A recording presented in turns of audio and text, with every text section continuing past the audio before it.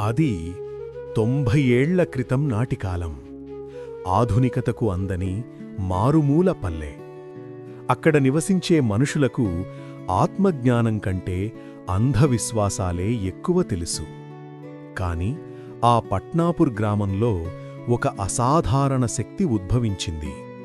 ఆమె పుంజాబాయ్. శ్రీ పులాజీబాబా అనే మహాత్ముడికి జన్మనిచ్చిన యోగమాత. అక్కడ పుంజాబాయ్ అనే యోగమాతలో నిగూఢమైన ఆత్మజ్ఞాన లక్షణాలు మొగ్గతొడిగి వికసించసాగాయి. కాని నాటి అజ్ఞాన సమాజం ఆమెలోని ఆధ్యాత్మిక శక్తిని గుర్తించలేకపోయింది.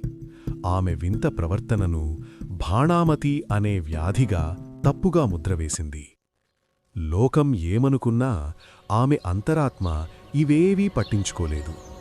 ఒక విశేషమైన ఆధ్యాత్మిక సాధన దిశగా ఆమె ప్రయాణం సాగిపోతూనే ఉంది. భగవంతునిపై అపార నమ్మకంతో నిత్యం పూజలు చేసేవారు. పూజ చేస్తూనే తెలియకుండానే కళ్ళు మూసి గాఢమైన ధ్యాన సమాధిలోకి వెళ్ళిపోయేవారు. ఇది చూసి ఆమె భర్త ధోండీబా ఇంగ్ళే ఏం చెయ్యాలో దిక్కుతోచక తన భార్యకు ఏమైందోనని ఎంతో ఆవేదన చెందేవారు. ఆమెకు ఏదో పిచ్చి పట్టిందని భ్రమించి చికిత్స కోసం తెల్ల గుర్రంపై వచ్చే ఒక ప్రసిద్ధ వైద్యుణ్ణి పిలిపించారు. విచిత్రమేమిటంటే వైద్యుడు వస్తున్న విషయం పుంజాబాయికి ముందే తెలిసింది.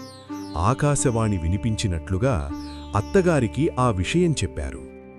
వైద్యుడు పరీక్షించడానికి ప్రయత్నిస్తుంటే ఆమె పక్కున నవ్వుతూ, "నా వ్యాధిని నీవు గుర్తుపట్టగలవా? నీ పప్పులు ఇక్కడ ఉడకవు" అని నిక్కచ్చిగా పలికారు.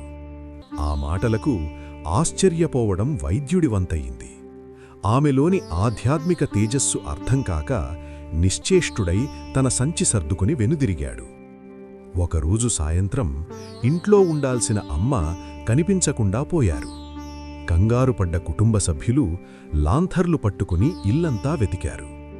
చివరకు ధాన్యం కుండల చాటున ఎవ్వరికీ కనిపించకుండా చిన్నపిల్లలా ముడుచుకుని కూర్చున్న ఆమెను చూసి విస్తుపోయారు. ఆకలి దప్పులను మరిచిపోయి ఆమె రోజుల తరబడి అలాగే సమాధిస్థితిలో ఉండిపోయేవారు. ముఖంలో అలసటలేదు, కేవలం ఒక దైవిక కాంతి.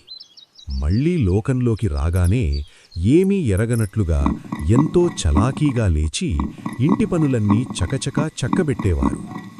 ఒకరోజు ఆమె ఇంటి దూలాన్ని చూపిస్తూ, "నేను నేలపై చావను, ఆ దూలాన్ని పట్టుకునే మరణిస్తాను" అని భర్తతో గంభీరంగా చెప్పారు. భర్త ధోండీబా ఆ మాటలను పెద్దగా పట్టించుకోలేదు.